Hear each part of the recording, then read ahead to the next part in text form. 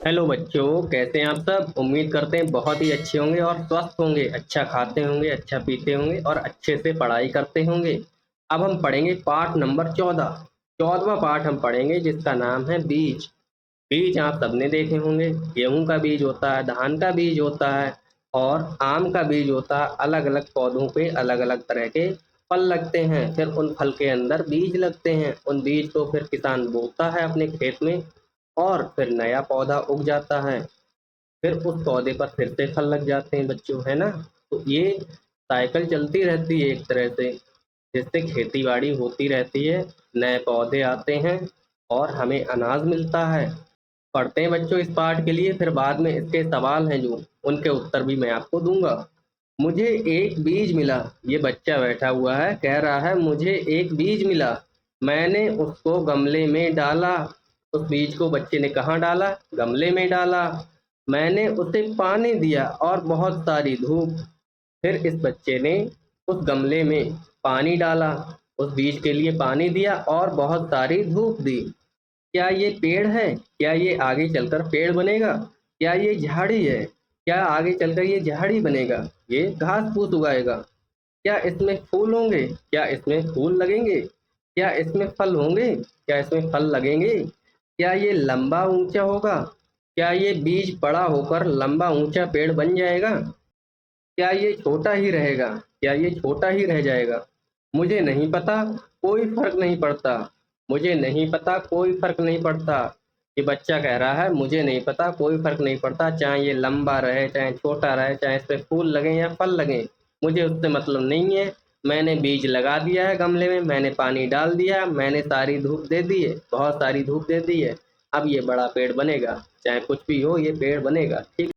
इस पाठ के लिए लिखा है दीपा बलसावर ने।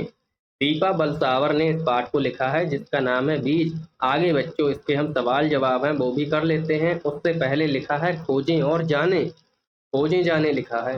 किसी पुराने बर्तन या गमले में काले चनों को बोएं। आपको क्या करना है?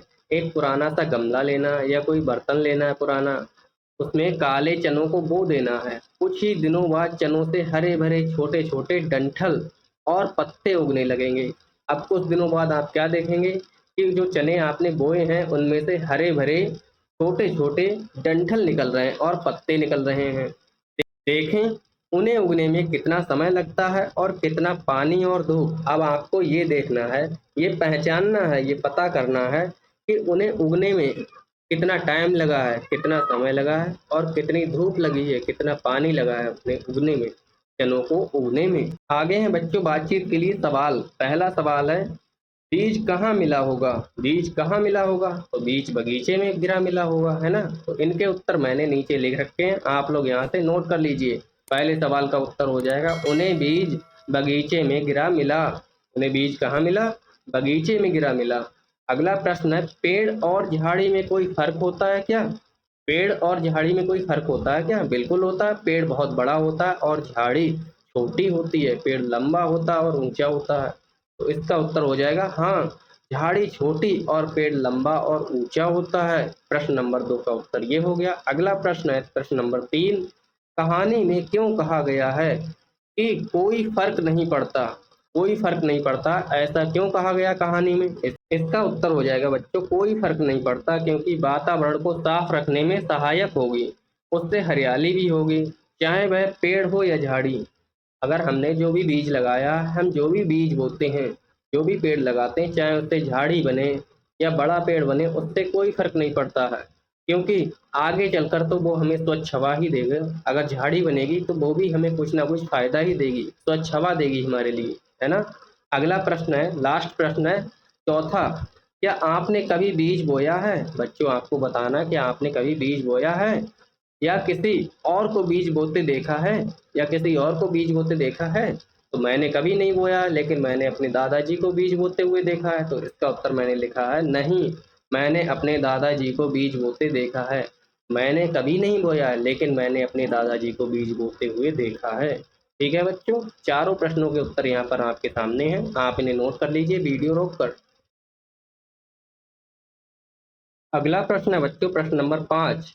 बीज बोने के लिए खाली जगह है, फिर ये गमले का फोटो बना हुआ है। तो बीज बोने के लिए क्या चीज की जरूरत पड़ती है? गमला, गमला। और ये पानी की जरूरत पड़ती है, पानी का गिलास है भरा हुआ, पानी। और धूप, सूरज से धूप मिलती है ना, सूरज से धूप मिलती है ना, धूप की आवश्यकता पड़ती है। ठीक। अगला प्रश्न है बच्चों छठा, बीज में ये फल बने हुए हैं, केला सेब अंगूर, तो हम लिखेंगे बीज में फल भी लग सकते हैं और इधर फूल बने हुए हैं, फूल भी। तो बीज में फल भी लग सकते हैं और फूल भी। इस तरह से हमने कर लिया। अब आगे रंग भरिए।